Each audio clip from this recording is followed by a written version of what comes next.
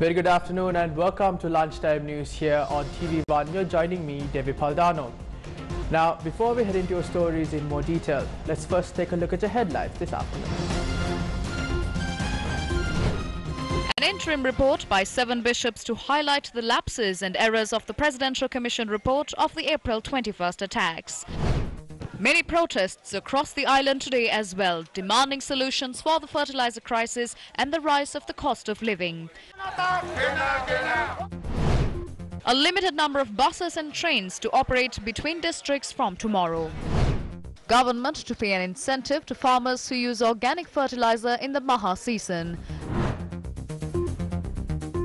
Of course, now jumping right into one of your headline-making stories. Archbishop of Colombo, His Eminence Malcolm Cardinal Ranjit, speaking at a media briefing in the morning, said that an interim report compiled by 7 bishops to highlight the lapses and errors of the Presidential Commission report of the April 21st attacks will be handed over to the President today.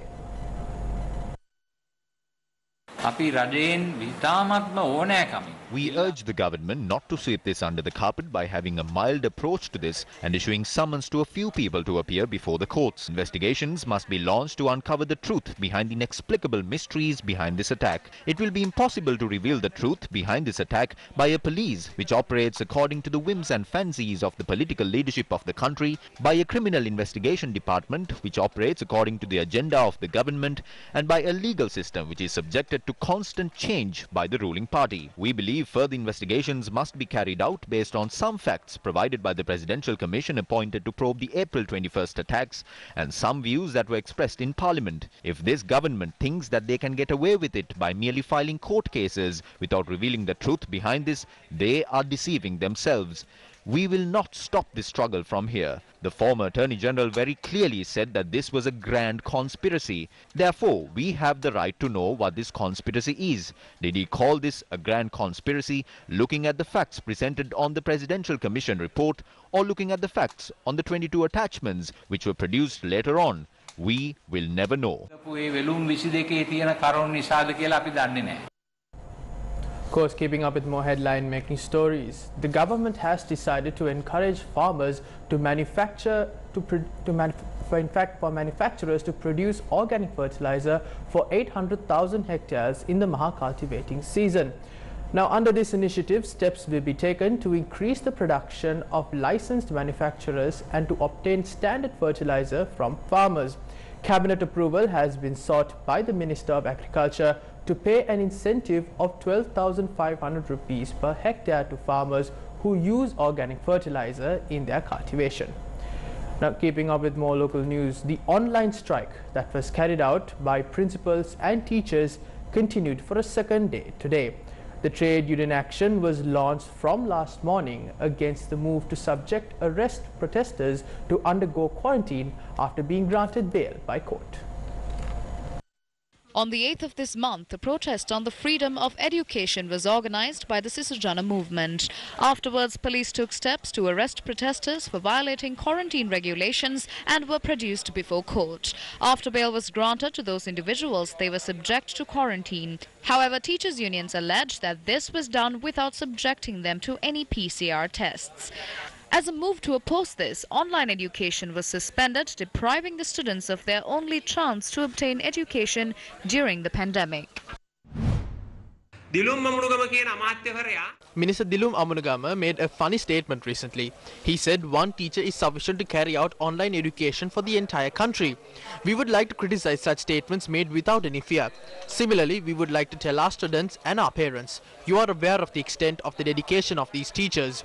The teachers of this country are out on the streets at this point to secure a future for your sons and daughters. Kindly do not direct your frustration on us.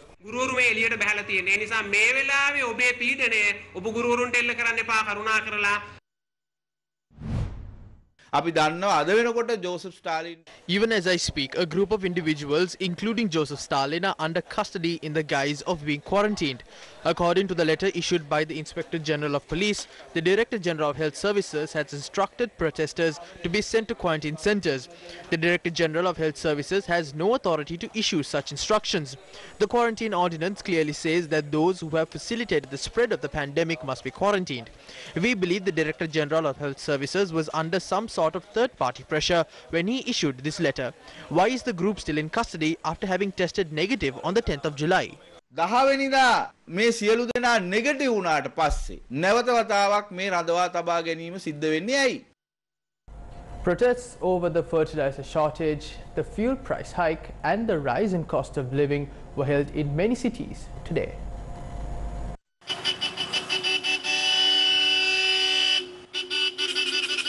A protest march organised by the Samagi Tharuna Balavega was held in Kegol.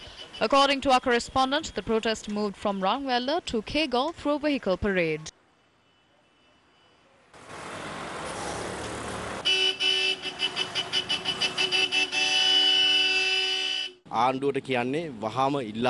We ask the government to step down immediately and let the Samagi Jana Balavege, who can manage the economy and give the people the future they expect, take over. The economy will definitely collapse during the Maha season. People are struggling to survive at the moment.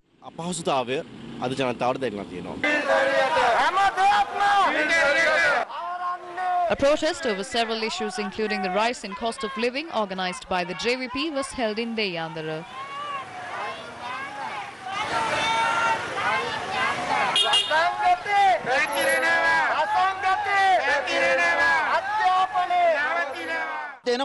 When they came into power, they said they'll reduce the price of goods and build a great country.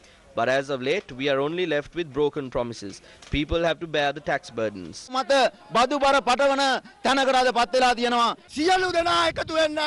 People must unite regardless of the parties. We have suffered for 73 years. We must unite to bring in a governing body that can fix the country and solve its problems.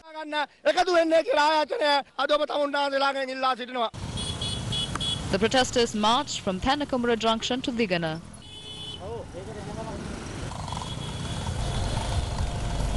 Education nurtures the future generation of this country.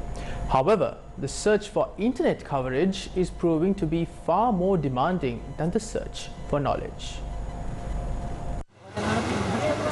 The peak of the Gomaraya mountain is what comes to mind at the mention of online classes to the children in the villages of Galabadavatta, Nagolla and Kunisgala in the Madadumbara Divisional Secretariat. This is because the mountain is the only place where there is coverage. These children must trek for 3 miles on a daily basis and are accompanied by their parents for their protection.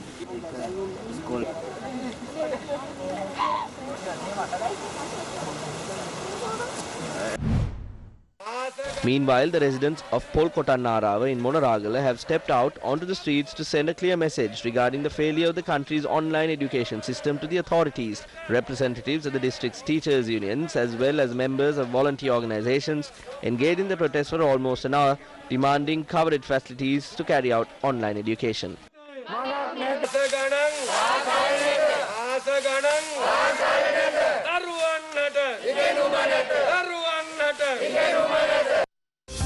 අකුරු කරන්න signal හොයන ළමුන්ට online වෙහෙස නිවන on එයා පාඩම් මාලාව ගම්මැද්ද තක්සලාව සාමාන්‍ය පෙළ පහ ශිෂ්‍යත්ව පාඩම් සිංහල වගේම දෙමළ බසින් TV1 හා ශක්ති TV ඔස්සේ ඔබට පිළිගන්වන්නේ සතුටින්. During the cabinet press briefing today, journalists raised questions as to why representatives of the Teachers Association who were engaged in protests were forcibly taken away for quarantine.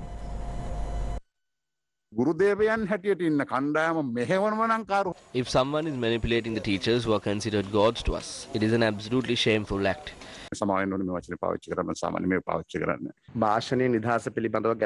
We responsibly state that as a government, we have no objectives to limit or take away the freedom of speech. These people have been directed to quarantine, clearly based on the recommendations of the public health inspectors. This is not done because the government wanted it. We had to do it based on the health regulations of the Director General of Health, and they were directed to quarantine on the orders of the public health inspectors. සෞඛ්‍ය අධ්‍යක්ෂ ජනරාල්තුමාගේ අදාළ මාර්ගෝපදේශ සහ නිර්දේශ අනුව මහජන සෞඛ්‍ය පරීක්ෂකවරුන්ගේ නියමන අනුව තමයි මේ පිරිස නිරෝධායනට පිටත් කරලා තිබෙන්නේ. මහජන සෞඛ්‍ය පරීක්ෂකවරුන්ගේ But Minister, the Public Health Inspectors Union stated that they were not present at the location and they were not consulted in this situation. සිද්ධ කරේ නැහැ කියන එක. එතන වුන් සිටින තුනට ඊට පසුව It was reported to us that although they were not at the location when the protesters were presented to court, the PHIs were present and they were consulted at that situation. අපිට වාර්තා නිරෝධායන තරංග Are you saying that they were consulted after they were taken into quarantine? නිරෝධස් ගත්තා කියලාද මට? නෑ උසාවියට ඉදිරිපත් කිරීමෙන් No, once they were presented before court, the PHIs were there. Minister of Public Security Sarath Weerasekara stated that the public health inspectors were consulted when they were directed to quarantine. බව සඳහන් කරලා තිබෙනවා. මේ එතකොට ඒ අවස්ථාවට එක් වෙච්චි අපි We saw that at the location, many police officers were on site and we saw them carrying away the protesters. Are they being directed into quarantine? What is the government doing about the safety of the police officers? ක්‍රියාමාර්ගයක් ගන්න බලාපොරොත්තු වෙනවද? ඔබ දකපු විදියට ඒ අය As you must have seen, the police officers were adequately dressed by taking precautions to protect themselves. They were wearing protective equipment. ඒ අය සැරසලා සිටි අදාළ personal protective equipment කියන තත්ත්වෙන් තමුන්ගේ ආරක්ෂාව සලසගෙන තිබුණා. Travelling of heavy vehicles were temporarily halted after a section of the Katugastota-Kurunegala road was damaged due to a landslide. According to the police, an alternative route has been introduced for the heavy vehicles to travel. Accordingly, heavy vehicles travelling from Kandy and Marthale to Kurunegala on the Katugastota road can make a left turn at the Guhagoda road and enter the Barigama road towards Kurunegala. Meanwhile, the police said heavy vehicles travelling from Kurunegala to Katugastota can use the Barigama road and travel to Katugastota via the Guhagoda road. The police further said that renovation activities of the damaged portion have been planned.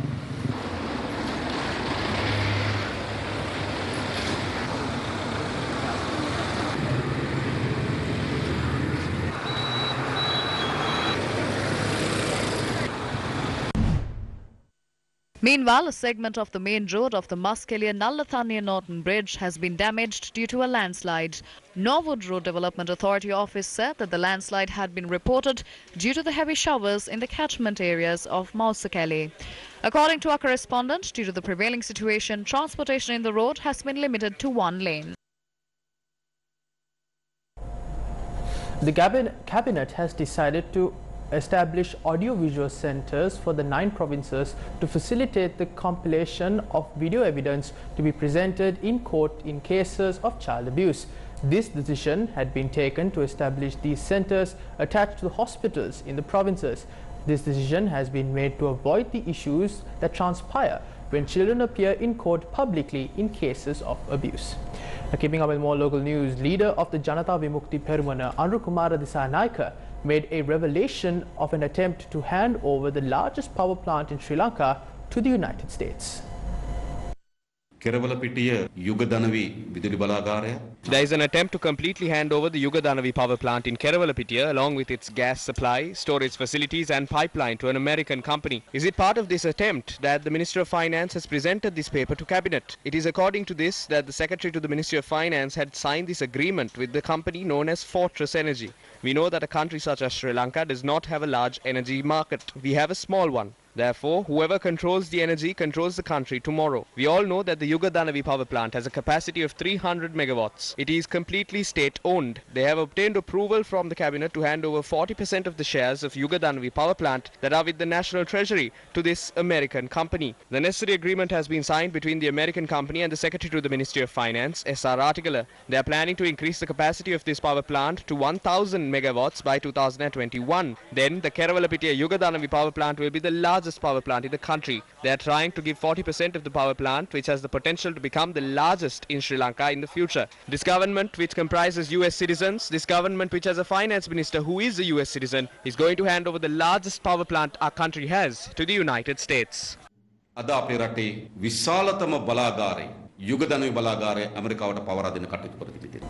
What is the current COVID-19 situation in the country as of now? To give us a comprehensive update, we are joined by Naveksha Gunasekara from here in our newsroom. Thank you.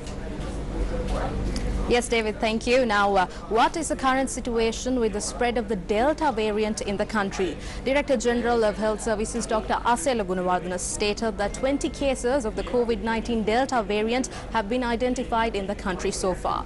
He stated that 14 cases of the variant were identified earlier, and later on 10 cases of this Delta variant were also identified in the country, bringing the total to 24 cases. Now, with this, the obvious question is, what are the measures that can be taken to prevent the spread of the Delta variant in the country? Let's find out. The University of Sri Jayawardenepura says another study has been conducted to analyze the spread of the Delta variant in Sri Lanka. Dr. Chandima Jeevandara, head of the Department of Allergy, Immunology and Cell Biology, Faculty of Medicine of the University of Sri Jayawardenepura, said that the tests were initiated using 96 biofilm samples from COVID-19 patients provided by the Ministry of Health. Random samples were taken from various parts of the island. Dr. Jeevandara said that the results of the study launched by his unit would be released in a week's time. Director General of Health Services Dr. Asela Gunawardena stated that vaccination drive for teachers are still being carried out in many parts of the country. Inoculation of the public with the Sinopharm vaccine continues across the island today. Long queues were seen at the vaccination centres in several parts of the country. The Ministry of Transport said that a limited number of interprovincial buses will be in operation from tomorrow onwards. State Minister Dillu Mamunugama said that the approval was obtained from the National Operations Centre for the Prevention of the COVID-19 outbreak. Several areas have been released from isolation today.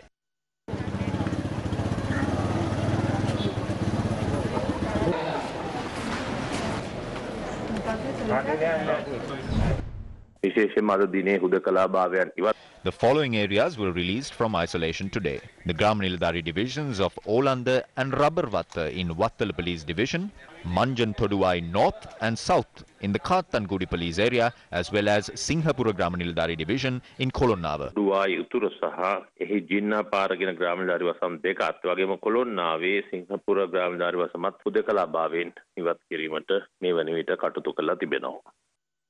How well do you know about your health? You may be taking enough precautions to protect yourself from COVID-19, but is that enough? Because we as doctors, we have noticed that you, our patients, have not been taking enough care of yourself while we are battling this pandemic. Aibowan, I'm Dr. Dilshan Fernando, and we bring to you a brand new show right here on TV1, where we discuss common medical diseases that you, our viewers, face on a day-to-day basis. So catch us on Tuesday at 9:30 p.m.